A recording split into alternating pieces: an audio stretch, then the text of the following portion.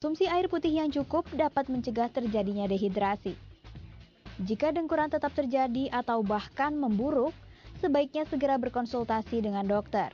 Tindakan media yang mungkin ditempuh adalah pemasangan alat bantu napas atau operasi. Dengan perkembangan dunia medis, sebuah alat bantu yang praktis telah ditemukan, yaitu snore stopper. Snore stopper terbuat dari gel silikon yang aman digunakan.